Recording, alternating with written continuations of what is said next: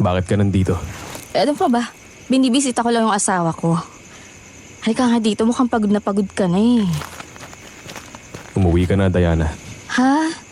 Bakit? May nagawa ba akong mali? No, kailangan kong mag-isa. So go back home. Diana, babalik din ako mamaya. Tatapusin ko lang ang duty ko. Rick naman, bakit ka naman nagkakaganyan? Hindi ka naman ganyan dati ah. Ano bang mahirap intindihin doon, ha? Ang tali-talino mo pero yung salitang umuwi ka na, hindi mo maintindihan? Teka, sandali nga. Ano bang problema sa atin? Lately, feeling ko kasi sobrang layo na natin sa isa't isa eh. Lagi ka nasa trabaho. Hindi ka man lang umuwi. Ano ba? May nagawa ba ako? Wala.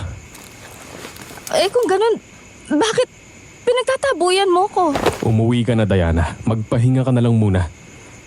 Bakit mo ba iniiwasan yung tanong ko, ha? Ganun ba kahirap sagutin yon? Please, huwag ngayon, Diana. Ang sakit na ng ulo ko. Umamin ka nga. May kabit ka ba? Ano na naman to, Diana? Dahil ba to doon sa postponed dinner natin? Or dahil na naman to sa mga sinasabi ng kapitbahay natin? Huwag na huwag mong iniiba yung usapan. Simple lang naman yung tanong ko, may kabit ka ba? Alam mo, you're being paranoid. Ano? Bakit? Hindi mo masagot? Meron lang naman o wala hindi mo masagot? Bakit? Dahil totoo? Dahil totoo may kabit ka talaga? What? Bakit mo naman iniisip yan? Wala akong kabit, okay? Busy lang ako. Pero di ako manluloko. Alam mo naman kung gaano kahalaga sa akin tong trabaho ko. Bakit nga? Ba't mo ako iniiwasan? Ano ba? Ba't may ilang na ilang ka sa akin? Simula nung nadistino ka sa Laguna, you never came home. Ilang gabi na napag-isa ako sa kama, ilang gabi kitang inantay ni hindi ka nga bumalik eh. Pakiramdam ko nga ako'y nakikihati sa'yo. Feeling ko nga mas mahalaga pa yung trabaho mo kaysa sa akin. Hindi mo na ba ako mahal? Ilang ulit ko bang sasabihin sa'yo na trabaho ko yun? Hindi ko pwedeng iwan na lang yung mga tao doon knowing na bukas o mamaya pwede silang mamatay. Hindi mo ba ako naiintindihan? Paano kita iintindihin? Never ka namang nagpaliwanag sa akin. Diana, ginagawa ko naman to para sa future natin. Hindi lang ito para sa akin. It's for us. As? Kailan ba ako na-include sa pangarap mo? Sabi mo naka-move on ka na hindi mo na mahal si Elena. Ano to? Yung kilos mo, iba yung pinapakita mo eh. My God naman, Rick. Matagal nang patay si Elena, hindi na babalik yun. Kaya kahit anong pilit mong hanapin siya sa Laguna, hindi na siya babalik. Anong karapatan mong banggitin si Elena dito? Wala kang... Yes, wala akong karapatang ungkatin yung nakaraan mo. Pero tandaan mo, ako yung nandito. Ako yung buhay at ako yung asawa mo.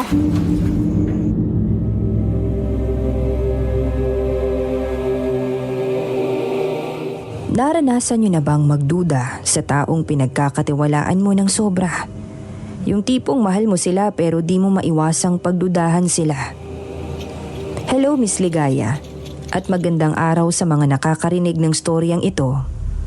Ako si Diana, 35 years old, isang doktor, tubong Maynila na napadpad sa Laguna. Kung nagtataka kayo kung bakit, ay subaybayan na lamang ninyo ang aking storya. Sapagkat sa istorya nito ay aking ibabahagi ang aking mga nakakakilabot na karanasan at nakakaantig na kwentong pag-ibig. Nakarinig ka na ba ng mga kwentong aswang mula sa matatanda? Actually, ang dami ng mga storya ang naibahagi sa akin ng aking lola. Sa katunayan, ito ang pinakapaborito kong bagay sa tala ng aking buhay. Naniniwala kasi talaga ako na may aswang.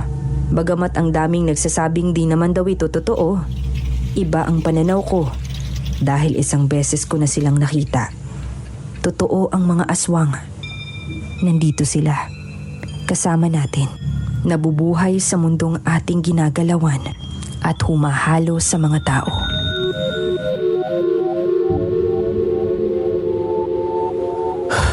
Alam mo, Diana, nagguguni-guni ka na naman. Kailangan mo ba talagang bumalik ulit sa Laguna? Ha? Ano, hindi ba delikado? My goodness, Diana. Trabaho yun. Ang daming tao ang nawawala. Ni wala man lang nag-iintindi sa barangay. Anong ine-expect mo na iiwan ko na lang sila ng ganon? Hindi naman sa ganon. Pwede naman sigurong ibang sundalo na lang yung idestino nila, di ba? Ba't kailangan ikaw pa? Diyos ko, akala ko ba mabilis ang comprehension mo? Alam mo namang walang gustong mag-volunteer. Kaya kung hindi ako, sino? Pero Rick, isipin mo yung sarili mo. Hindi ba ang dami na ang kwento na aswang yung may kagagawan nun? Aswang? Ano ka bata? Gosh, bakit ba hanggang ngayon naniniwala ka pa rin na tunay ang mga sinasabi ng lola mo? Walang aswang, Diana! Wala! Wala! Ano yung pumatay kay kuya?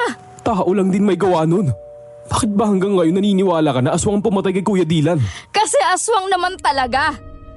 Nakita ko mismo yung itim na nilalang na yun. Sinakmal niya si kuya. Hindi aswang ang pumatay sa kuya mo. Imahinasyon mo lang yun, Diana. Kaya pwede ba, huwag ka nang mangialam. Buisit. Eh, pumatay kay Elena. Tao yun? Ha? Rick, nawawala yung mga organs niya. Ni hindi man lang Ilang beses ko bang sasabihin sa'yo na huwag mong idadamay si Elena rito? Ano ba, Rick? Bitawan mo ako, nasasaktan ako eh. Huwag ka nang mangingialam next time kung ayaw mong malintikan sa akin.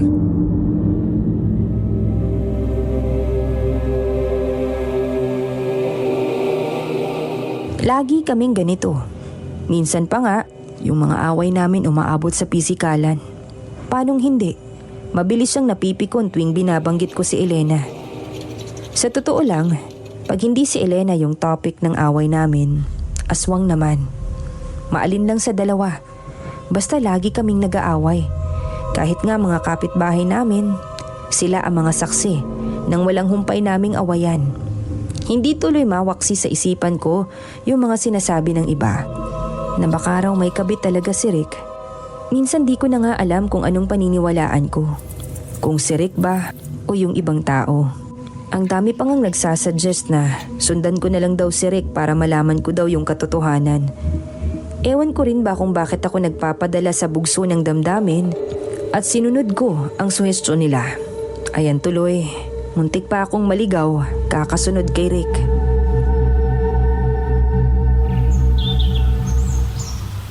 Hello po, magandang hapon po. Saan po kaya dito yung paloob ng baryo? Diyan sa kaliwa. Diretso lang. Sige ho, salamat ho, Manang. Mag-iingat ka, iha. Bakit ho? Kapistahan na sa baryo. Andyan na naman sila. Naghahasik ng lagim. Ho? Anong sinasabi niyo? Basta't mag-ingat ka, iha. Mag-ingat kayong dalawa. Dalawa? Anong ibig niyong sabihin?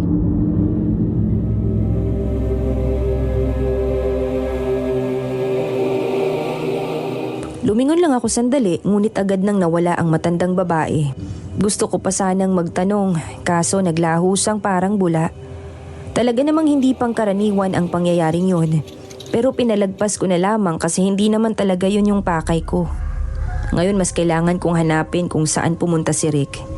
Medyo nawala kasi siya sa paningin ko kanina. Kaya ayun, iisa-isahin ko ang bawat pwedeng pagparadahan niya. Buong akala ko ay hindi ako mahihirapan. Pero nagkakamali ako. Talaga namang minalas pa nga ako. Sa kalagitnaan ng pagmamaneho ko, naflatan pa ako.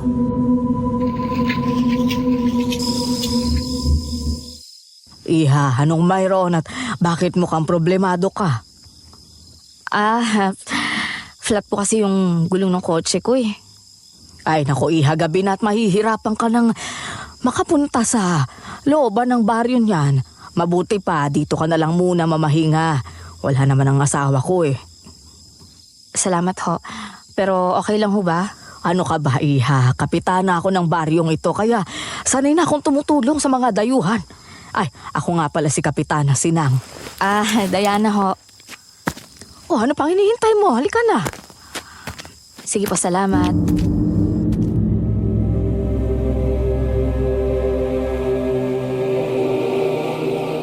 Dinala ako ni Kapitana Sinang sa isang munting kubo.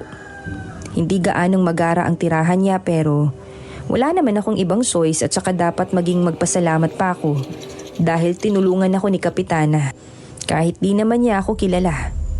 Pagkapasok ko pa lang sa kubo, may kakaiba agad akong naamoy. Tila nabubulok na hindi ko maintindihan. Sa katunayan, pamilyar sa akin ang amoy na ito. Parang kagaya lang nung amoy na naamoy ko nung nagbakasyon kami sa Bicol nung bata pa ako. Basta, nakakasuka siya. Medyo nakakahilo pero kaya ko namang tiisin. Tsaka ngayong gabi lang naman ako tutuloy dito. At isa pa nga pala, ipinaghanda nila ako ng makakain. Hindi naman ito gaanong espesyal. Itlog lang at kanin.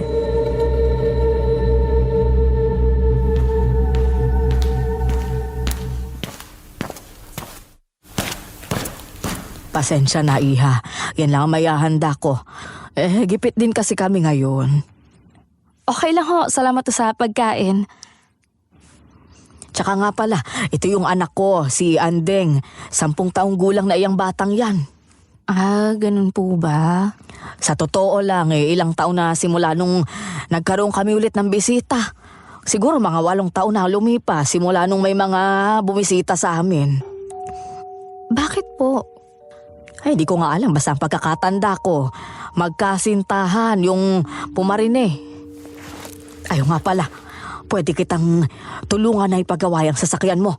Pero abuti ng 3 araw Kaya, kung gusto mo, dumito ka na. Total, pista naman. Gustuhin ko man ho. May iba ho kasi akong pakay dito Daanan ko na lang ho kayo. Mas maigi naman kung dito kang mamahinga. Dito sa kubo namin, pansamantala ay mahirap namang makahanap ng matutulugan sa baryo. Masikip na. Naku, wag na ho. Hindi na ho kailangan. May spare wheels naman ho ako dun sa... Aba, parang gusto mo yatang mawalan, Iha. Ano po?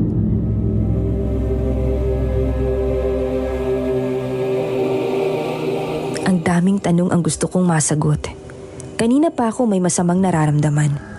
Simula noong nagtanong ako sa matanda papasok sa baryo. Medyo weird din, gawa ng tila may pilit na tinatago si Kapitana Sinang.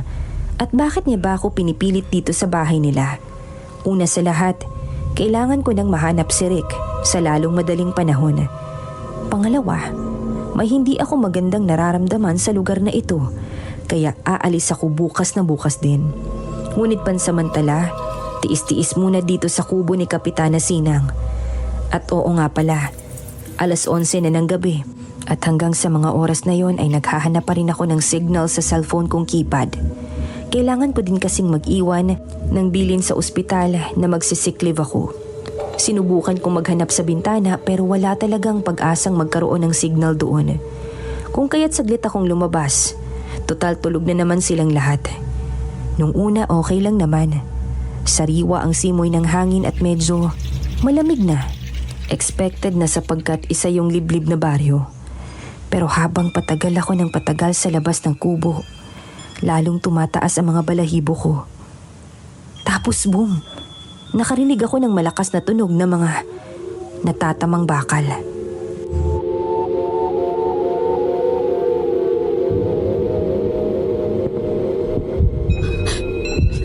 Sino yan? May tao ba dyan? Hello? Kapitana Sinang? Andeng? Ay, Diyos ko po! Ano ka ba? Ikaw lang naman pala, Andeng. Ginulap mo naman ako ng sobra. Umalis ka na dito!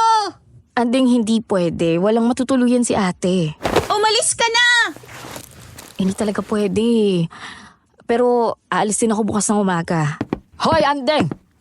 Aba, napakabastos mong bata ka. Humingi ka nga ng tawad sa bisita natin. Pasensya na, Diana, ha? Hindi lang talaga sanayan si Andeng sa ibang tao. Ako na yung humihingi ng tawad para riyan sa anak ko. Hindi ho, okay lang naman po sa akin. Tsaka baka nakakaabala na rin ho ako sa inyo Andeng, humingi ka ng tawad. Ay, naku, wag na. Wag na. Hindi na ho kailangan. Ayoko sa'yo! Salbahay ka! Aba, at tinalikuran mo pa talaga akong bata ka? Kapitana, siguro hayaan nyo na lang ho yung bata. Baka hindi lang ho talaga siya sanay. Aalis din naman ho ako bukas Diyos mio, iha. Huwag ka nang umalis. Ay naku, kailangan kong talagang umalis. Babalik na lang ako rito, Kapitana. Sige, iha, matulog ka na.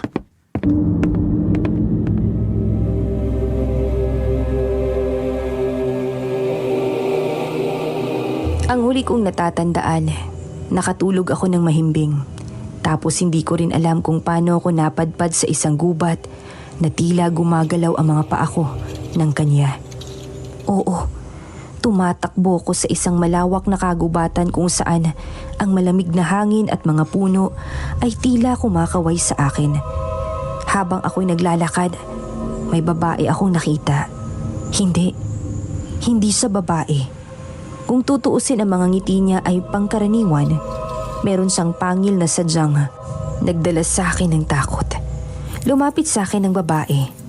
Kanyang sinasabi na siya raw ay aswang at ako ang kanyang biktima. Natakot ako ng sobrang ngunit hindi ko maigalaw ang aking katawan. Tila ako naging isang estatwa. Habang papalapit ng papalapit ang nasabing aswang, naramdaman ko ang kanyang kuko sa aking likod. Ito ay bumaon at dito na ako napabalikwas ng bangon. Hingal na hingal at tila ba totoo ang mga bawat pangyayari. Pansamantala akong lumabas ng kwarto at doon ay nginitian lamang ako ni Kapitana Sinang. Noon, siya ay masusing nagtatahi ng isang kapiraso ng damit. Hindi yun pambabae. Sa katunayan, yun ay kasuotang panglalaki.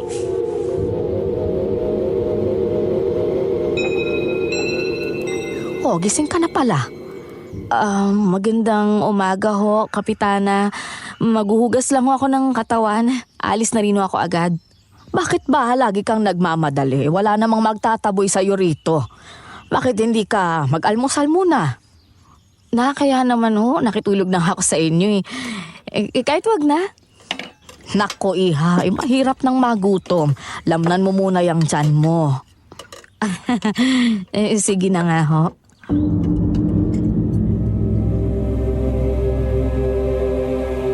Dahil sa pagpipilit ni Kapitana, napakain tuloy ako ng almusal. Simpleng arroz caldo lang naman ang hinanda niya. Ngunit ang kaibahan nga lang nito, wala itong masyadong sahog at tila hindi man lang nilagyan ng asin. Naaalala ko tuloy ang itlog na kinain ko kahapon. Ganito din yung luto. Walang lasa at linamnam. Dahil hindi naman ako maarte, hinayaan ko na lang. Ngunit habang tinititigan ko ang arroz caldong aking kinakain, tila may maliit na uod ang lumabas dito. Ipinikit ko ang aking mga mata sapagkat maaaring namalikmata lamang ako o marahil. Oo, dahil nawala agad ang mga yon. Sinubukan kong ubusin ang arroz caldo. Ngunit habang sumusubo ako ng sabaw nito, agad akong napaluwa dahil sa mga uod na nararamdaman ko sa aking bibig. Nanlaki ang aking mga mata at tila hindi na rin kinaya ng aking sikmura ang aking kinain. Kung kaya't sumuka ako.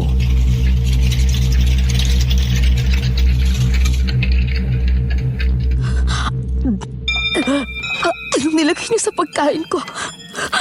Bakit may uod? Ano yan? Anong ibig mong sabihin, iha? Okay lang naman yung arroz caldo na niluto ko ah. Sa tingin ko wala namang uod dyan. Hindi ako bulag. Nakita ko May uod yung arroz caldo nyo. Bakit hindi mo tingnan ulit kung may uod talaga? Teka, bakit nawala? Nandito lang yung kanina Oh, sabi ko naman sa'yo wala namang uod sa pagkain. Baka nga namamalikmata ka lang. Siguro hindi ka nakatulog.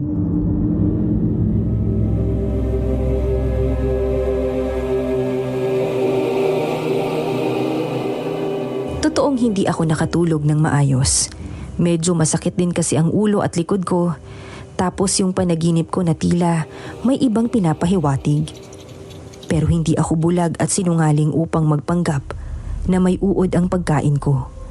Isa pa, hindi lang kakaiba ang meron dito. Kagabi parang nagiging mas malala pa ang masangsang na amoy mula sa kabilang kwarto. Nakakasuka at nakakahilo. Sinubukan ko namang ipagsawalang bahala lahat ng aking mga agam-agam. Kung kaya't ng umagang ring yun, Inayos ko na ang aking kotse. Nagpaalam na rin ako kay Kapitana at dumiretso na ng baryo kung saan marami akong mga kubong nakita. Agad akong bumaba ng kotse upang mag-ikot-ikot at nagbabaka sakaling makita ko ang kotse ni Rick na nakaparada.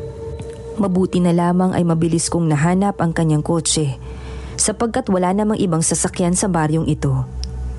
Napalunok pa ako ng bahagya, takot at kinakabahan sa aking maaaring makita. Kumatok ako ng 2 beses nung una. Akala ko walang tao sapagkat walang nasagot, ngunit sa pangatlong katok, pinagbuksan ako ng isang babae. Maganda siya. Morena ang kutis at malaki na rin ang tiyan. Mukhang malapit ng manganak. Ngunit ang mas kinagulat ko ay ang hindi pangkaraniwang pagkakahawig nito kay Elena. Hindi ako makapaniwala sapagkat kakaiba ang estruktura ng mukha ni Elena. Kung sa madaling salita, walang kagaya. Matagal ko nang kilala si Elena at Rick. Sa totoo lang, si Elena naman talaga ang mahal ni Rick. Kaso si Kuya Dylan pa rin talaga ang mahal nitong si Elena. Lalo tuloy akong na-insecure lalo na't para akong tumitingin sa kakambal ni Elena.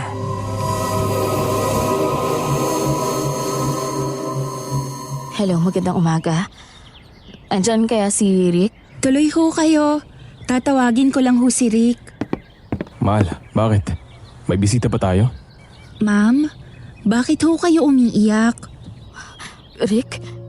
Diana, ayaan mo akong magpaliwanag. Magkakilala kayo? Oh. Actually, magkakilala kami. Yan ba? Yung lalaking tinatawag mong mahal? Hindi mo siguro alam, no? Oo, nakalimutan ko nga pala. Congrats! Happy pregnancy! Rick, anong ibig niyang sabihin? Sagutin mo ako, Rick! Sumagot ka! Oo nga, Rick. Ano? Bakit hindi mo sagutin kung anong kababuyan yung mga ginawa mo? Diana naman, bakit ngayon ka pa nag-iiskandalo? Ay, ako pa yung nag-iiskandalo? Alam mo yung galit na nararamdaman ko. Wala pa yan sa sakit na binigay mo sa akin. Tandaan mo, binabalik ko lahat ng ginawa mo sa akin. Ano ba talagang nangyayari, Rick? Sumagot ka naman! Wala ka pala talagang alam. So gaano ka kagago para gawin to, Rick? Sa bagay na bang ay expect ko sa'yo? Ganyan ka, di ba? Wala ka talagang balak aminin? O sige, Rick. Ako mismo ka alam. Miss, anong relasyon mo sa kasintahan ko? Relasyon? Matatawag mo ka bang relasyon yan? 8 taon na kaming mag-asawa tapos ikaw lang pala yung inuuwian niya? Eh di good for you. Hindi ka naman niya mamahalin kung hindi ka kamukha ni Elena eh. Ano ba, Diana? Pwede ba manahimik ka na? Ito pala yung tinatago mo, Rick. Bakit ganun? Bakit mo ako pinagbukang tanga? Umasa ako na ako lang yung babaeng mamahalin mo tapos ganito? May asawa ka na pala? Umuwi ka na, Diana. Kung hindi ka uuwi, ako mismo ang maghahatid sa'yo pabalik.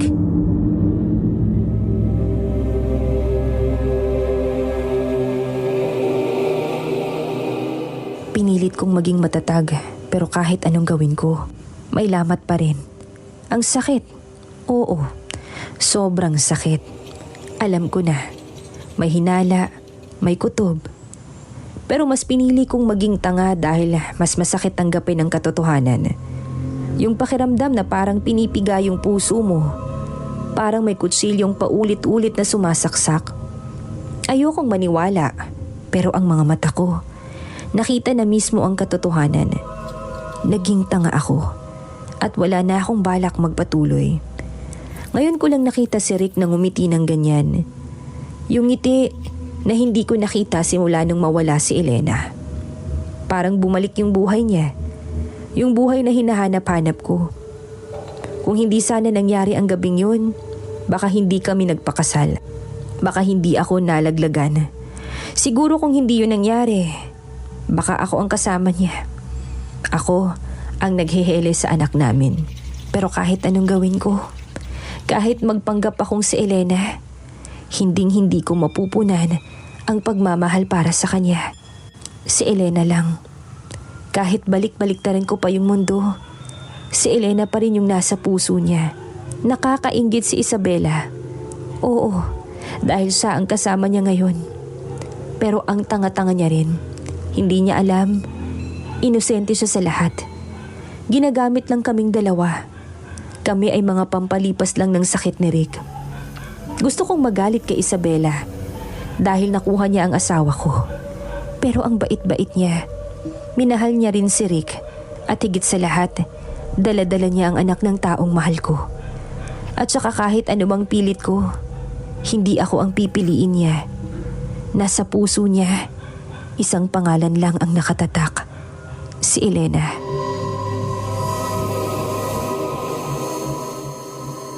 Bakit ka ba pumunta rito, Diana? Para gumawa ng gulo? Ano ba? Pwede ba bitawan mo nga ako? Nakakadiri ka! Alam kong mali ako pero sana naman. Huwag na huwag kang gagawa ng kahit anong excuse sa kababuyan mo. Yung ginawa mo, pinili mo yan. Ginusto mo yan. Natukso ka, di ba?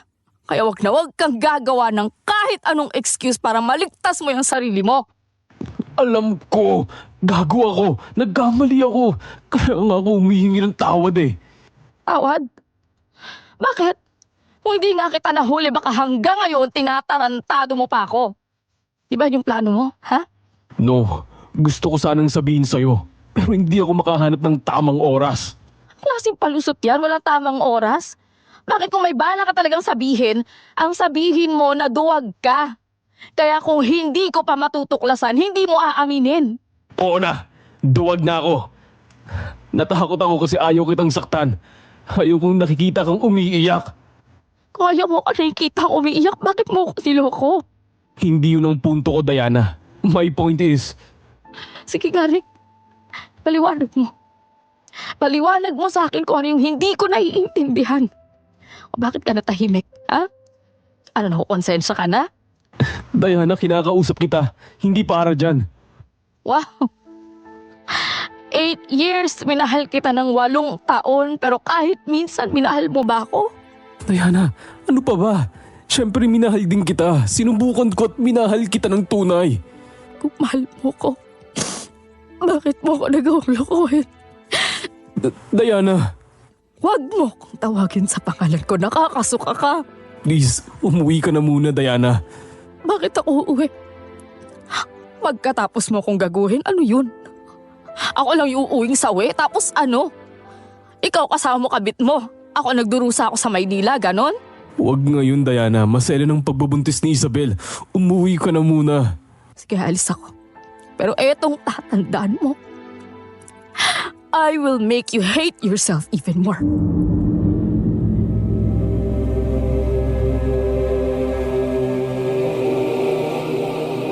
Ayaw ko na sanang magtagal dito. Kaso, naalala ko, hindi pa pala fully ayos yung kotse ko. Isa pa, kulang na rin ito sa gas. Kaya mas minabuti ko na lang na maglakad papunta sa bahay ni Kapitana. Mas pipiliin ko pa roon kesa makasama ang mga baboy na ito. Doon na din ako kumain ng tanghalian at hapunan kung saan wala akong imik buong araw. Hindi naman ako tinatanong ng Kapitana sa kung anong nangyari. Basta't hinayaan niya lang ako sa kung anong trip kong gawin. Sa totoo lang, panandalian lang akong bumalik doon. Nakitulog lamang ako at pagsapit ng umaga, umalis na din ako at bumalik sa kubo ni Rick.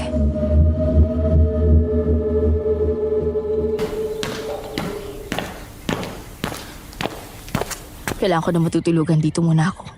Diana, ano na namang pinaplano mo? Hindi ba't sinabi kong umuwi ka na? Bakit ako susunod sa'yo? Hindi porket sinabi mong umuwi ako, uwi ako. Please lang, araw-araw na tayong nag-aaway, Diana. Hindi pa pwedeng time out muna? At saka, respeto naman kay Isabel. Respeto? Ngayon, respeto yung gusto mo. Bakit? Sino ba sa aming dalawa yung kabit, ha? Tama na. Rick, tama na. Hayaan mo na lang siya sa gusto niyang gawin. Kung gusto niyang matulog rito, hayaan mo na.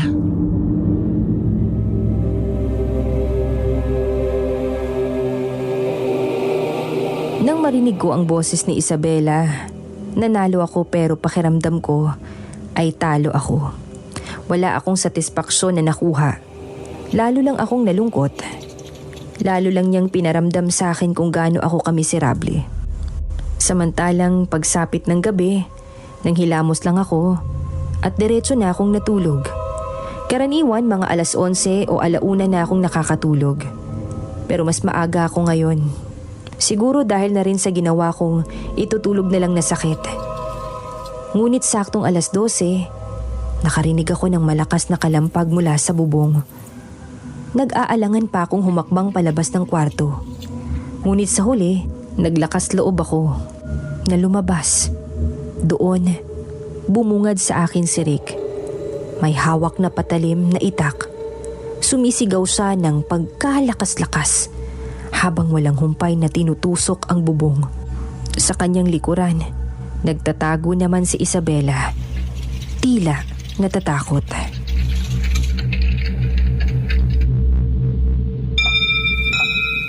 Bumaba kang akyat bahay ka! Natatakot ako, Rick.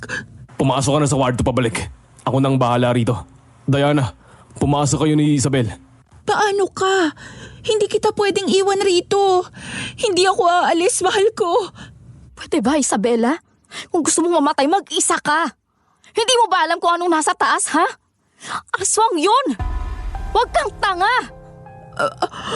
Aswang? Ano ba, Diana? Hanggang dito ba naman kung ano-ano na namang pinapakalat mo tungkol sa aswang? Walang aswang. Sundalo ka, Rick. Huwag mo nang itanggi. Ha? Hindi akyat bahay yan kasi kung magnanakaw yan, kanina pa yan kumaripas ng takbo. Wisit, tama na ang satsat. Ipasok mo na si Isabel sa kwarto.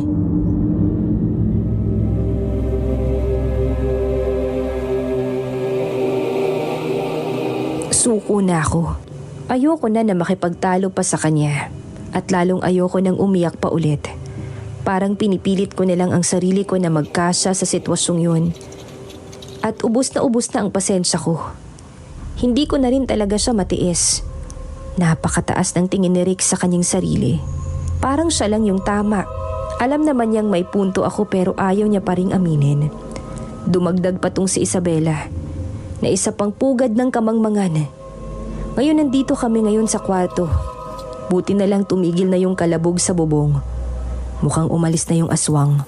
Napatingin na lamang ako sa maliit na lamesa sa kwarto ni na Isabela. Doon may isang bote ng langis na kumukulo. Maraming kwento sa akin si Lola. Na gumagawa raw sila ng espesyal na langis na may kakayahang makilala ng aswang. Kapag kumulo na tila tubig sa takuri ang langis, isa lang ang ibig sabihin nito. Mayroong papalapit na aswang. Hindi ako sigurado sa iba pang impormasyon ukol dito, pero alam kong tunay ito. Saan mo nakuha yan? Saan mo nga nakuha yan? Sumagot ka, Isabela. Ano ba? Bakit ka ba nagkakaganyan? Bitawan mo nga ako, nasasaktan na ako! Saan mo nga nakuha yan, anak ng... Iimik ka ba kung magpapaimik sa'yo?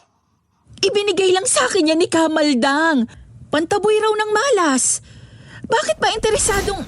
Sandali. Narinig mo din ba yan? Tao pa ba yun? Diyan ka lang. Kuha ko ng bawang at asin.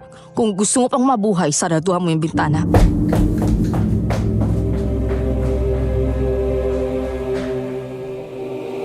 Bago ako tuluyang umalis, nakita kong sinara na nga ni Isabela ang bintana.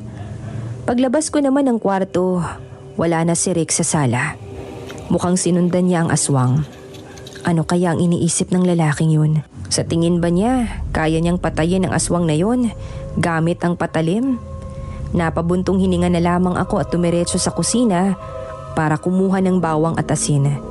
Agad kong isinuot ang kwintas na bawang at nag-abot din ako kay Isabela ng asin at bawang bago ako lumabas. Ayaw niyang maiwan mag-isa, pero ayaw din niyang sumama dahil natatakot siya. Kaya bahala siya. Wala na akong oras para sa ganitong mga bagay. Nagmamadali akong libutin ang buong kubo. Kinatok ko ang mga pintuan ng mga kapitbahay at nabulabog ko sila. Mabuti na lang agad silang nagsilabasan. May ilan na nagising at naglabas ng mga lampara. Lahat sila'y naguguluhan sa ingay na ginawa ko. Pero wala na akong pakialam. Kung ito lang yung paraan para mailigtas si Rick, gagawin ko. Lumingon ako sa paligid at doon ko nakita si Rick. Hingal na tumatakbo pabalik sa kubo.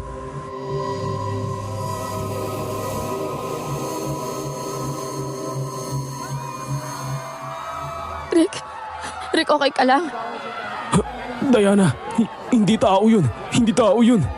Nakita mo din? Sabi ko sa'yo hindi nga ako gumagawa ng kwento. Ilang beses ko bang sasabihin sa inyo na hindi ako gumagawa ng kwento. Pero ano, ipapadala mo pa ako sa psychiatrist pag bibintangan mo akong baliw? Pero parang hindi naman yun aswang. Baka halimaw lang yun. Hindi naman totoo ang aswang eh. Oo, naniniwala na akong hindi tao yun pero... Ano hanggang kailan ka magpapakatanga? Nakita mo na, tinatanggi mo pa? Babaan mo naman yung pride mo. Bakit hindi mo maamin na totoo sila? Mas mabuting huwag muna natin itong pag-usapan sa ngayon. Ang dami kong iniisip, nalilito na rin ako.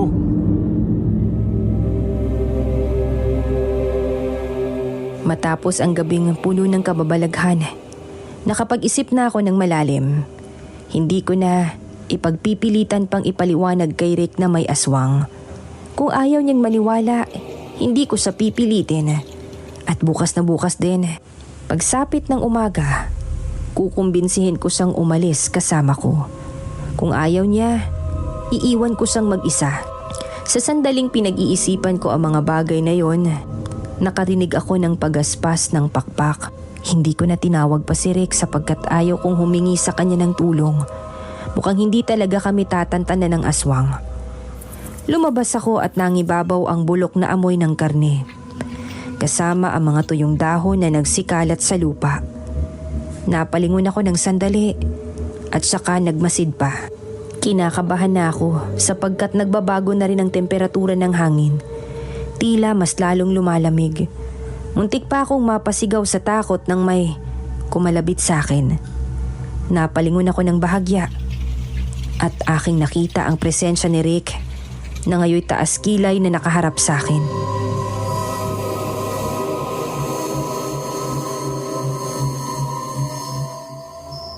Oh, bakit di ka pa matulog? Hindi ako makatulog. Taka, ba't ba ako hindi makatulog? Di ba dapat ikaw? Diana, kinakausap kita ng maayos. Sagutin mo din naman ako ng maayos. Ayaw ko na ng gulo, okay? Alam mo, nawa pa nga ako sa'yo Kukumbinsihin pa nga sana kitang umalis na tayo sa lugar na to. Pero wag na pala. Parang kumakausap sa pader, mahirap kang kausap. Alis ka na? Ano ba Rick, wag naman na tayo maglokohan, no? Pagod na akong tiisin na panoorin kayo. Ako nga yung legal pero wala akong magawa. So ano gusto mo? Manatili ako dito? I'm sorry, Diana. Hindi ko naman sinasadya na iparamdam sa'yo yun eh. Oo nga pala, no? Of course, hindi mo nga pala sinasadya. At may mababago ba yung sorry mo? Nadawit ako sa gulo mo. Nadamay ako sa gulo sa baryong to nang dahil sa'yo at humihingi ka ngayon ng tawad. Sana nung una sinabi mo na di sana naanal ko yung kasal. O di sana hindi ako nasasaktan ng ganito. Ginawa mo kong tanga. Sakit ng ginawa mo Ayokong umiyak pero tuwing naaalala ko yung ginawa mo, naiiyak ako. Matulog ka na. Kung yan ang gusto mo, I'll sign the paper. Pagbalik ko sa Maynila. Aantayin ko lang mga anak si Isabel.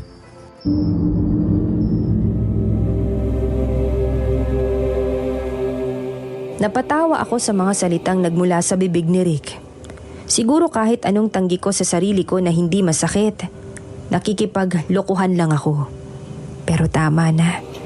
Pagod na akong pahirapan yung sarili ko. Kung saan masaya si Rick, doon ako. Kung kay Isabela siya magiging masaya, handa akong magpaubaya. Basta makaalis na ako sa gulong to at makikipaghiwalay na ako kay Rick. Nang sa gayon maging malaya na siya. Hindi niya na kailangan pang magtago pa sa mga mata ng mga tao at nang makaalis na rin siya sa letseng lugar na ito. Gaya nga ng ipinangako ko sa aking sarili, pagsapit ng umaga, Naghanda na ako sa aking pag-alis. Sa tingin ko nakaayos na rin yung aking kotse sapagkat nilagyan na ito ng gas ni Rick kahapon. Handa na akong umalis sa lugar na ito. Handa na rin akong magbagong buhay nang wala si Rick. Habang iniisip ko ang mga planong ito, bigla namang may kumatok sa pintuan ng aking kwarto. Bumukas naman ito at doon nakita ko si Rick. Ba't hindi mo samaan yung mag-ina mo? Aalis ka na talaga. Eh, ano pa bang inaantay ko rito? Wala naman, di ba? Patawad, Diana. Alam ko namang kasalanan ko lahat ng to. Kung di ako... Alam ko naman eh. Ako din naman yung nagdala sa sarili ko sa ganitong punto. Okay, siguro nga desperada ako. Hindi ko na inisip yung sarili ko. Diana, mahal kita at alam kong madami akong pagkukulang sa'yo pero mas mahal mo si Isabela. Rick, yung nararamdaman mo sa akin. Hindi pag-ibig yun. Hindi mo ako mahal. Kinumbinsi mo lang yung sarili mong mahal mo ko. Kahit ang totoo, hindi. Kasi ang pag-ibig, hindi yan napipilit. Kung mahal mo ko, hindi ka maghahanap ng iba. At hindi mo ko gagawing pampalit sa iba. Sorry, Diana. Alam kong mali ako. May mababalik pa ba yung sorry mo? Sinaktan mo na ako, di ba? Nangyari na. Kaya kahit anong gawin mo, sirang-sira na yung tiwala ko. Hindi ko alam, Rick. Hindi ko alam kung mapapatawad pa kita. Hindi naman kita pinipilit. Sugurin nyo yan! Sirahin nyo ang pintuan! Anong kaguluhan yan? Sir Rick, ilabas mo si Diana! Ilabas mo yung aswang na yan! Aswang? Bakit anong ginawa sa inyo ni Diana? Ang babae yan, aswang yan, at nararapat na patayin yan! Aswang? Kapitana Sinang, parang bigat naman yata ng paratang nyo. Sino ba nagsabing aswang ako? Nakita ka mismo na anak ko nahahati raw ang katawan mo. Sinungaling. Sa tagal kong kilala si Diana, hindi maaaring siya ang aswang. Kung ayaw mong maniwala, bakit hindi natin kumpirmahin? Nadaplisan sa may bandang likod ang aswang. Tingnan natin kung may sugat yung babaeng yan. At bakit naman ako magkakasugat dyan? E di kung ayaw mong maniwala, itiwag. Hahayaan kitang mapahiya. Walang paalam niya akong hinigit. Puno ito ng pwersa na talaga namang sumakit ang likod ko. Ni hindi nga man lang siya nagpaalam. At basta na lamang ginulanit ang suot kong damit. Sabi ko na nga ba may kakaiba sa kapitanang ito. Simula pa lang nung una, pinipilit niya akong manatili sa kubo niya. Tapos ngayon babalik siya at pagbibintangan ako ng ganitong paratang. Basta ang alam ko, hindi ako ang aswang. Baka siya yung aswang. Habang inis kong tinitignan ang kapitana, humalakhak naman ito ng malakas. Ngayon, nagdudugtong-dugtong na ang mga kinikilos niya. Kaya pala ang sakit ng likod ko noon. Simula una pa lang, pinaplano na niyang ibintang sa akin ang pagiging aswang.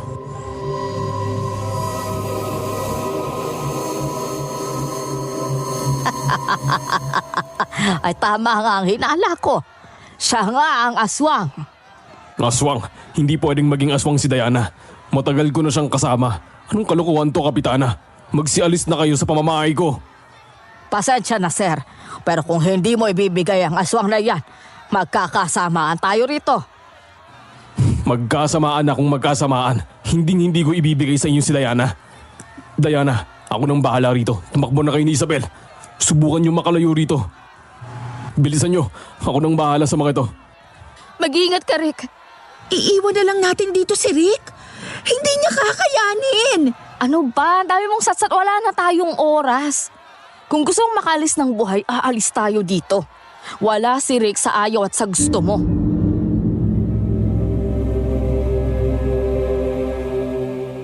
Gaya ng sabi ni Rick, tumakbo kami papalayo. Ginamit namin yung pintuan sa likod. Muntik pa nga kaming masundan ng mga tao sa baryo. Mabuti na lamang ay agad kaming nakapagtago sa matataas na damuhan. Hindi kami tinatantanan ng mga taga-baryo. Kaya medyo natagalan kami doon.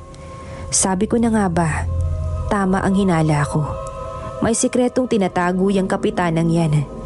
Hindi imposibleng isa siya sa mga trabahador ng aswang o siya mismo ang aswang.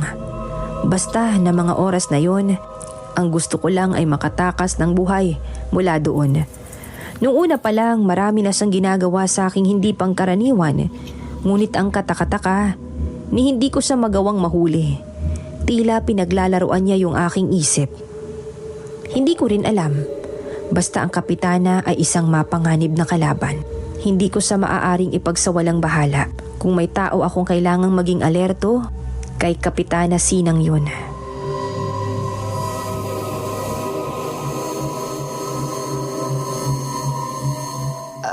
Ba't mo ako tinitingnan ng ganyan? May dumi ba sa mukha ko?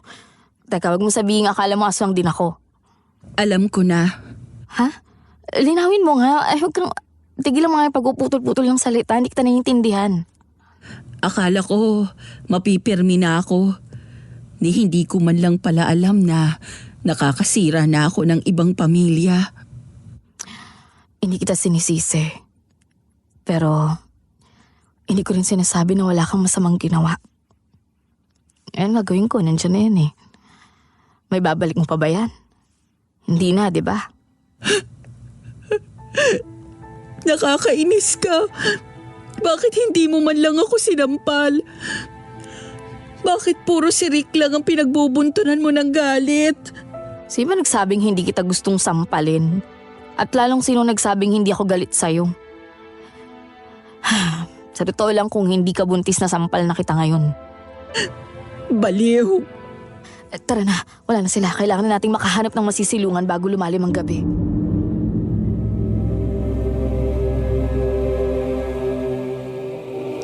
Nagbalik kami sa aming pinanggalingan at inalalayan ko pa si Isabela sapagkat tila naliyad siya kanina habang tumatakbo. Bukod pa dito, lalo pang lumalalim ang gabi. Kaya't labis akong nagpasalamat nang makarating kami sa bukana ng baryo. Doon ay natagpuan namin ang isang maliit na kubo na siyang tinukoy na direksyon ni Isabela. Wari ko, ito ang tirahan ng albularyong tumulong sa kanya nung panahong siya'y nagkaroon ng mga komplikasyon sa kanyang pagbubuntis. Sinalubong kami ng isang matanda na ang tawag ay Kamaldang. Bagamat hindi kaaya-aya ang kanyang ekspresyon, pinatuloy pa rin niya kami sa loob. Si Kamaldang ang matandang babaeng pinagtanungan ko nung nakaraan. Siya yung matanda na biglang naglaho na parang bula. Naisip ko na baka sakali, sa mga oras na yon, makahanap ako ng kasagutan sa mga tanong na nais kong masagot.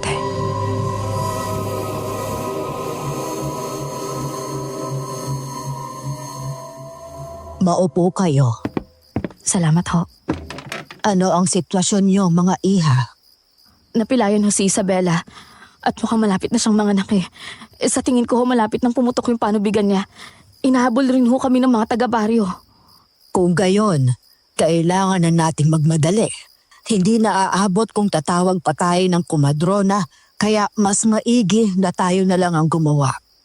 Doktor ho ako at kahit hindi ho ako dalubhasa sa ganyang aspeto, may alam naman ho ako. Kung doktor ka, bakit di mo man lang ingatan ang iyong katawan? Hindi mo ba alam na buntis ka, iha? Ha? Buntis ka? Hindi ko rin alam dahil sabi ng doktor, imposible raw na magkaanak ako ulit eh. Kung gayon, tunay itong milagro. Pumili ka ng baraha sa mga ito. Hindi ko siguro imbis na manghula tayo, intindihin muna natin yung sitwasyon namin, ano? Kung gusto mong matulungan kita, makinig ka na lang sa akin. Anong ibig sabihin nito? Sakto sa biyaya mo, pagkamayabong. Hindi ko rin mawari kung ano ang kahalagahan ng tarot reading na yun. Sa pakiramdam ko, parang hindi naman yun makakatulong sa akin at mukhang ginagawa lang itong katuwaan ng matanda. Bale, 4 ang barahang nabunot ko. Yung una ay Empress. Ang pangalawa, ay hermitanyo na nagpapakita ng kasalukuyan kong sitwasyon. Pagdadalawang isip, kalungkutan at isolasyon. Ang pangatlo ay lalong gumitla sa akin. Kamatayan. Samantalang ang ikaapat naman ay ang larawan ng isang nakabitay na lalaki. Hindi maganda ang pakiramdam ko sa mga nahuling baraha. Tila may iba itong ipinapahiwatig. Sa kabila nito, hindi naman naniniwala si Isabela. Kahit ako rin naman, hindi ako masyadong sang-ayon dito at saka wala naman sigurong masamang mangyayari, diba? Lalo tuloy akong kinabahan sa mga sinabi ni Kamaldang. Mas lalo niya lang nilito ang gulugulong utak ko.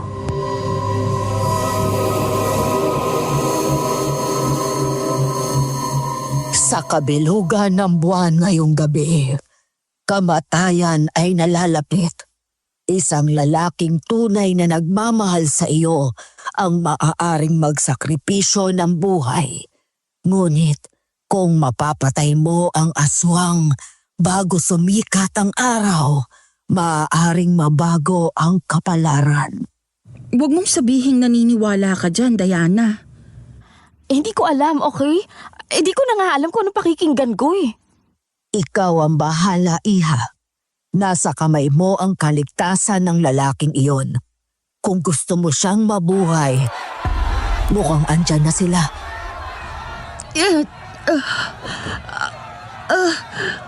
Ang hapde, Diana. Parang lalabas na ang bata. Kamaldang, asan ho yung palanggana nyo? Nasa may kusina, sa ikalawang aparador. Ako ang bahala rito. Ipasok mo sa kwarto si Isabela. Huwag kayong gagawa ng kahit anong ingay.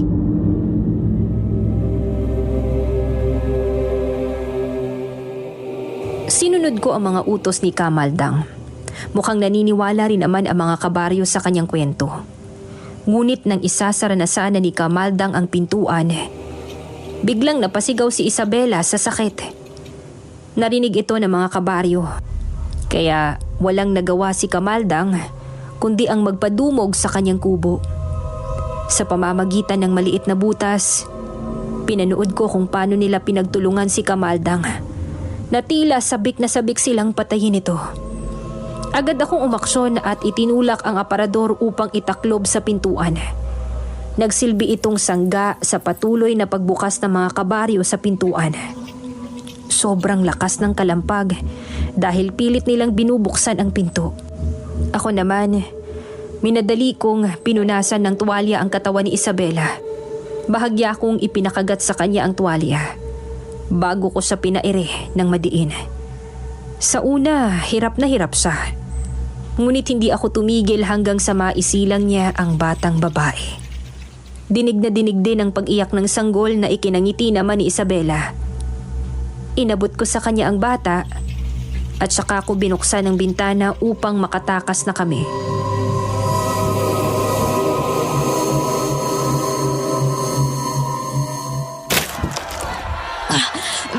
Konti na lang magigiban yung pintuan.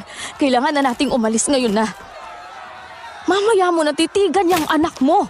Mas kailangan nating tumakas. Kita ko naman kung gaano sila ka-agresibo eh. Salamat, Diana. At sana, mapatawad mo ko. Ayoko sana itong sabihin, ngunit hinding-hindi kita naayawan. Napakabusilak ng puso mo at sadyang kaya mong magpaubaya para sa mahal mo. Hindi ano ba? Ba't ka ganyan magsalita? Hindi kita iiwan dito, ililigtas din kita. Sa totoo lang, mahal na mahal ka ni Rick. Ikaw yung mahal niya. Di mo man nararamdaman, pero ikaw ang mahal ng taong yon. Siguro, naaawa lang siya sa akin dahil lasing siya sa mga oras na yon. At ang akala niya, ako ikaw. No, Isabela. Huminga ka ng malalim, ha? Huminga ka, mag-relax ka, at nangangako ako na aalis tayo dito na magkasama. Huwag ka naman magsalita ng ganyan.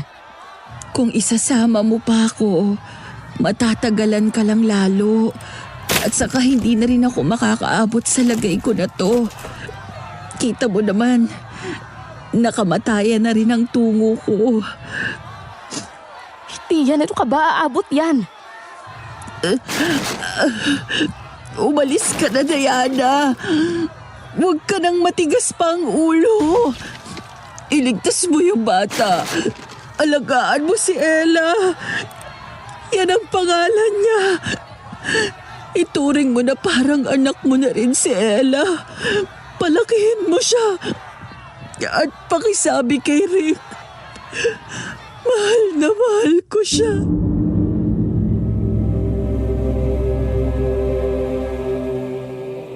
Sa bintana ako lumabas.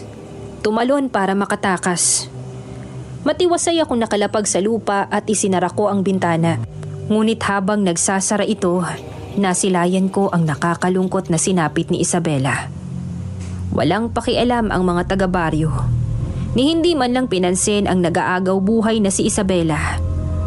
Parang nanghina ang buong katawan ko sa nasaksihan. Ngunit naaalala ko ang pangako ko kay Isabela. Kailangan naming makatakas kasama ang bata. Tumakbo ako ng tumakbo hanggang sa mapunta ako sa isang liblib na kagubatan. Doon, habang hinihingal, tiningnan ko ang kabuuan ng buwan. Sa paligid ko naman ay ang mga punong may kakaibang ukit, tila mga ginagamit sa mga sinaunang ritual. Habang pinagmamasdan ko ang mga nakaukit na disenyo, nakaramdam ako ng isang malakas na hampas sa aking batok. Halos napahandusay ako sa lapag at nabitawan ang bata. Ang huli kong alaala ay nawalan ako ng malay. Tapos nagising na lang akong nakagapos na ang aking mga kamay at paa. Ang bata, wala na sa tabi ko. Nakita ko rin ang mga sugat sa aking kamay. Tila kinuhanan ako ng dugo. Ang mas nakakagulat ay may nakaukit na bilog sa lupa sa harap ko. Kapareho ng mga nakita ko sa puno kanina. Higit pa dito, nakita ko si Kapitana Sinang na inililipat ang isang namamahong bangkay ng matandang lalaki sa loob ng bilog. Ito siguro ang masangsang na naamoy ko nung gabing nakitulog ako sa kanila.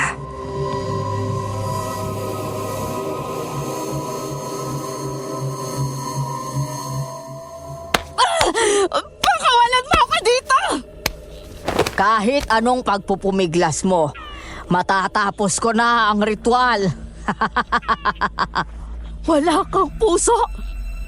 Pati yung batang sanggol nakakapanganak lang, papatayin mo para sa bangkay na yan? Lintik lang ang walang ganti. Wala akong pakialam. Kailan pa nagkapuso ang aswang?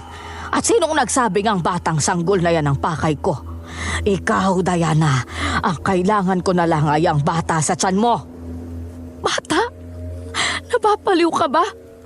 Sa tingin mo may bata sa tiyan ko ngayong sinasabi ng doktor na hindi ko nga kayang magkaanak? Huwag na huwag mo kung niloloko. Nagpunta ka kay Kamaldang, hindi ba? Malamang alam mong buntis ka, kaya huwag mo kong ginagawang tanga.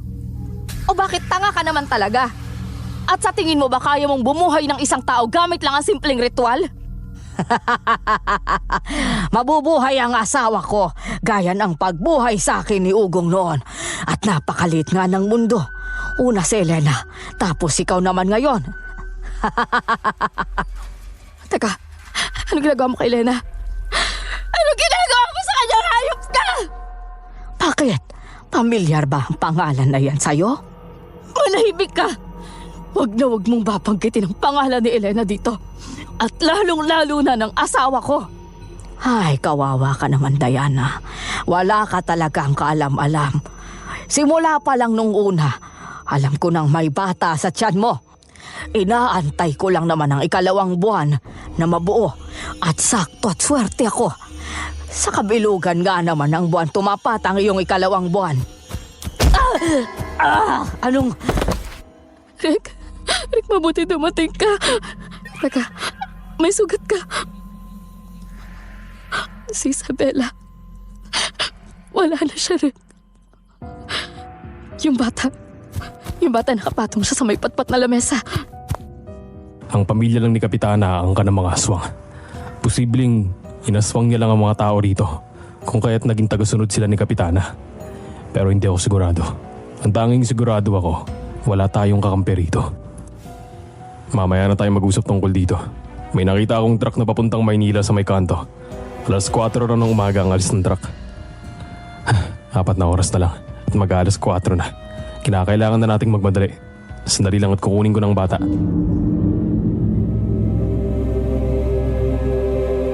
Inaakay ko si Rick habang buhat ko ang bata.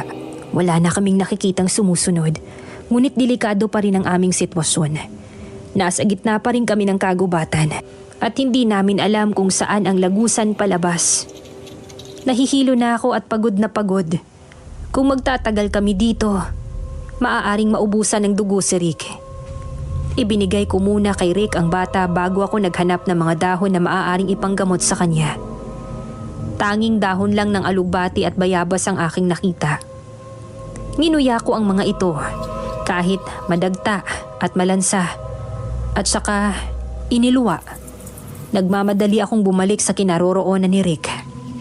Ngunit sa kasamaang palad, tila ako'y naliligaw. Paulit-ulit lamang ako sa iisang direksyon.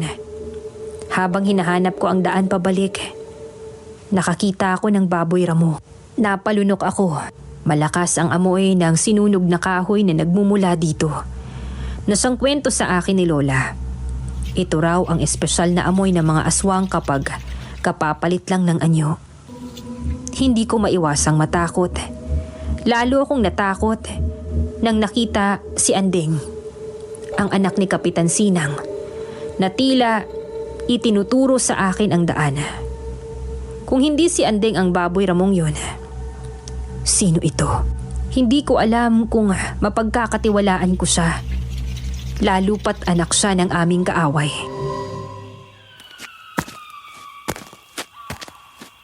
Paano kita mapagkakatiwalaan? Baliktarin mong damit mo at tumiretso ka sa daang yun. Pinagmamastan ka ni Papa. Anong ibig mong sabihin? Planado na ang lahat. Ikaw ang susunod na alay. Hoy, Andeng, pwede bang magpaliwanag ka nga? Sa isang iglap, para na lamang naglaho si Andeng. Hindi ko rin maipaliwanag kung ano ang nangyayari noon kasi kahit ako, wala rin akong ideya. Wala akong ibang magagawa kundi sundin na lamang ang inutos ni Andeng. Dali-dali kong binaliktad ang aking damit at sinundan ang direksyon na itinuro niya sa akin. Tama nga siya. Ligtas akong nakabalik sa daan. Doon nakita ko si Rick na nakahandusay. Tila mas lalong lumalala ang kanyang sitwasyon. Samantalang ang sanggol ay nakahiga sa kamay ni Rick at kasalukuyang umiiyak. Agad kong nilagyan ng halamang gamot ang kanyang sugat at ginamit ang isang piraso ng aking damit para takpan at taliin ito sa kanyang bewang. Inalalayan ko siya. Buhat ang bata hanggang sa makarating kami sa mismong kalsada. Bukod sa ruta na sinasabi ni Rick, nakita ko rin doon ang mga bakas ng isang truck. Mano, tulungan niyo kami. May aswang humabol. Sabi, tulungan niyo kami. Ha? Wala namang aswang sa lugar namin, Iya. Baka naman nagkakamali ka. Hindi ho. Totoo yung sinasabi ko. May aswang ho talaga.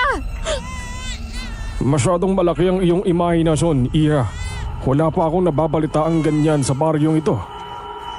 Diana! Napakalalim ng aking paglunok nang masaksihan ko ang kalagayan ng matanda.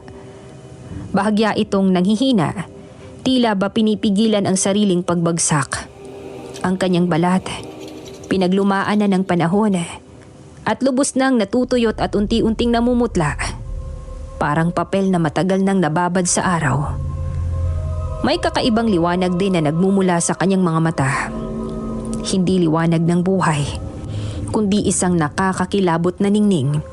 At ang kanyang bibig, bukas at bahagyang nakanganga, ay tumutulo ang makapal na malagkit na laway. Isang malalim at mabigat na buntong hininga ang pinakawalan ko. Kasabay ang pagkatanto na pinaglalaruan lamang kami ng pamilyang aswang na ito.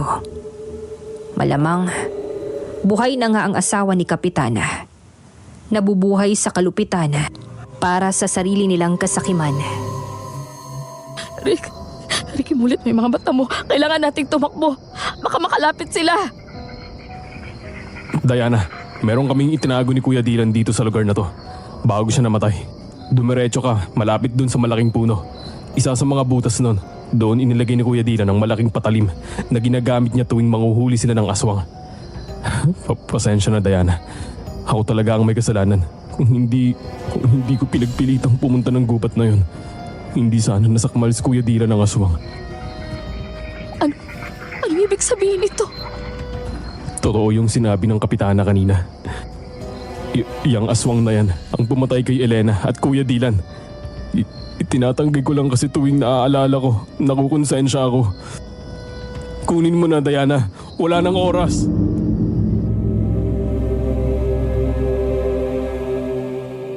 Gaya ng itinuro ni Rick, tumakbo ako patungo sa pinakamalalaking puno na mahahanap ko.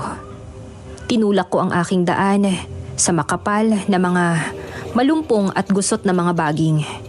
Desperadong naghahanap. Sa wakas, napadpad ako sa isang basang kahoy na kahon na nakatago sa ilalim ng kumpol na mga pako. Sa butas ng ugat ng puno, sa loob nakita ko ang mga lumang gamit ni na Lola at Kuya Dylan. Nandoon ang lumang latigo ni Lola.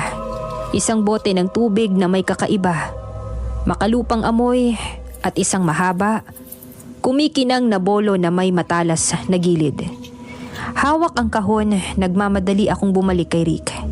Napasandal siya sa isang puno, namumutla at nakaguhit ang mukha. Halos hindi na siya makatayo. Ngunit wala akong oras na mag-alala tungkol doon.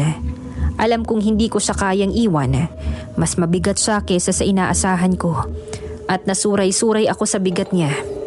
Isa pa, walang habas sa pag-iyak ang sanggol na sadya namang nagpahirap sa aming paglalakad.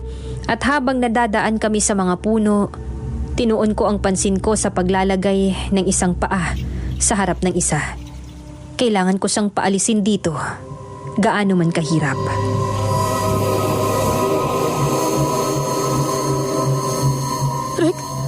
Rick, malapit na tayo sa truck na sinasabi mo.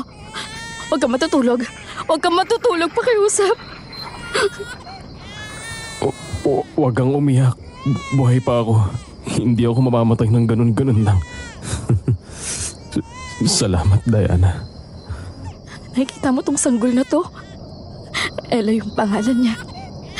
Inaantay ka niya. Inaantay niya yung tatay niya. At inaantay ka din ng bata sa tiyan ko. Inaantay ka naming lahat. Malapit ng mag-alas 4. Kailangan mong baliin ang ritual. Mayroong notebook dyan sa box. Dyan sinulat ng lola mo ang lahat ng ritual kontra aswang. Susubukan ko. Pero hindi ako sigurado kung magagawa ko. Bilisan mo, Diana. Mukhang papalapit na ang aswang.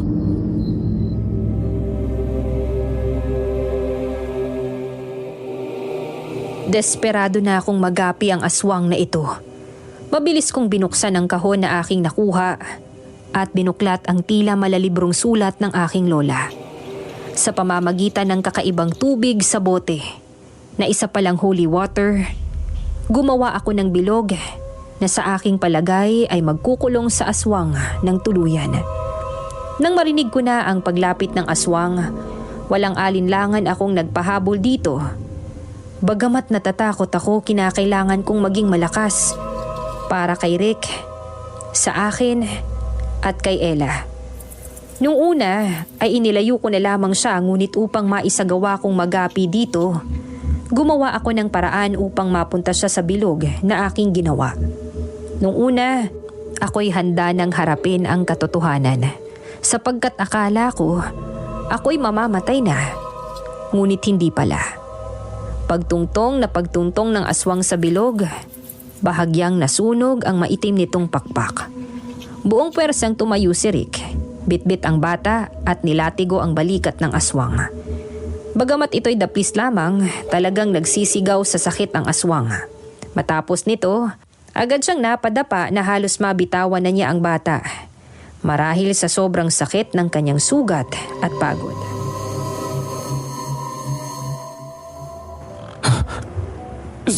Sakin mo ng bolo. Siguraduhin mong babaon sa puso ng aswang. Bilisan mo na! Teka, paano pag sumablay ako? Huwag mong isipin yung Diana. Subukan mo na lang. Ikaw ang pinakamatapang na babaeng nakilala ko, Diana. Tandaan mo yan.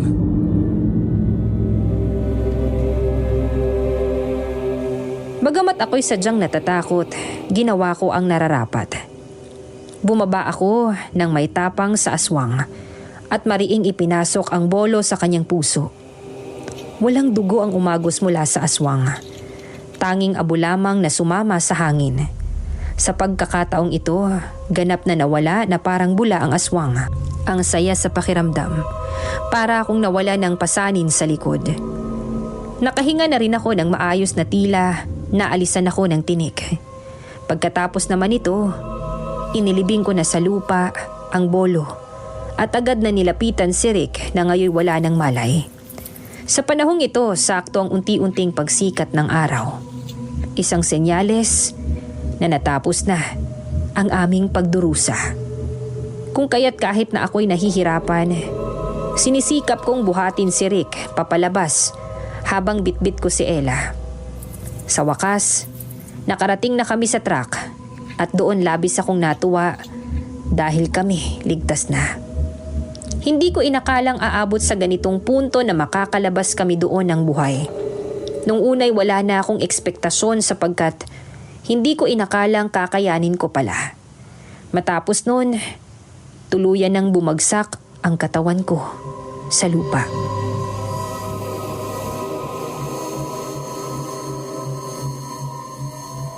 Ano po bang problema sa akin, doktora? Mr. Trinidad, ikaapat mo na itong pakonsulta. Wala namang problema sa mata mo eh. Umuwi ka na, Rick. Ang kulit mo. Grabe, ang sungit naman itong asawa ko. Oo, yan ka na naman. Nasa ospital po tayo, Mr. Trinidad. Diyos ko, kung maka-acting ka naman para tayong di kasal ng 10 taon. Oo nga pala, no? Anniversary nga pala natin ngayon. Huwag mo sabihin nakalimutan mo. Ito naman, di ka naman mabiro. Paano makakalimutan yan eh sabayan ng birthday ko? Sa bagay, makes sense. Anyways, may reservation ako sa paborito mong restaurant mamayang dinner. Eh paano yung mga bata? Umuyata si Nangnang eh. Andiyan naman yung ate ko. Ipapahabilin ko na lang yung mga bata para makapag-date naman tayo. Sige, kapag may nangyari talaga sa mga bata, ikaw ang malilintikan sa akin ha. Yes, ma'am. Baliw. Baliw sa'yo.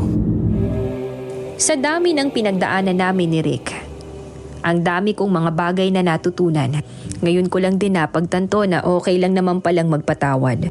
Basta't patunayan lamang nila na deserve nila ang kapatawaran na yun. Hindi naman perpekto ang tao. Nagkakamali tayong lahat.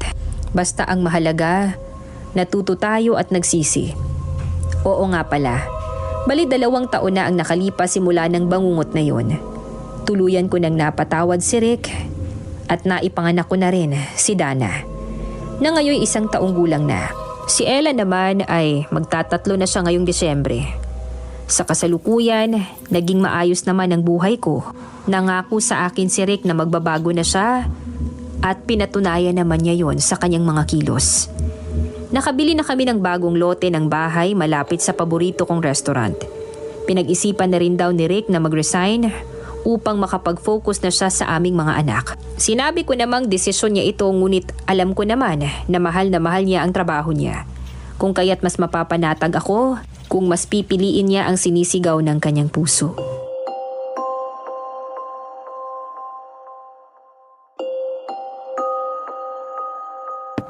Opo na, misis ko. Bakit ang dami-dami mong in-order? 2 lang naman tayo. Napansin kong madalas kang di kumakain ng lunch tapos lagi pang rush breakfast mo. Hindi naman ako makapagluto gawa't busy rin sa opisina. Sweet naman. May nagawa kang kasalanan, no? Wala ah. Gusto ko lang ipakita na deserve ko yung second chance na binigay mo sa akin. Kaya Diana Asuncion Trinidad, will you marry me for the second time? No. Joke lang. Syempre, ano ba bang isasagot ko? Eh di yes. Tinatanong mo pa kung kailan, nabuntis mo na nga ako ng ilang beses. Thank you, Diana. Salamat sa lahat. Dahil kahit anong maling ginawa ko, napatawad mo pa rin ako. Salamat talaga, Diana.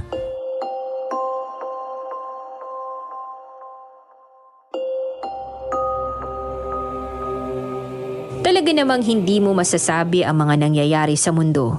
Kahit ako, hindi ko rin inakalang makakaranas ako ng ganitong sitwasyon. Gayun din ang makakita ng mga nilalang na hindi naman kapani-paniwala. Ngunit ika nga nila, to see is to believe. Hindi ka maniniwala sa mga simpleng kwentong aswang hanggat hindi mo nararanasan. At hindi mo maiintindihan ang pait ng pag-ibig hanggat hindi mo nararamdaman para sa sarili mo. Ngunit kahit ganito, hindi mo naman kailangang maranasan upang ikay maniwala sapagkat ang mga aswang ay totoo.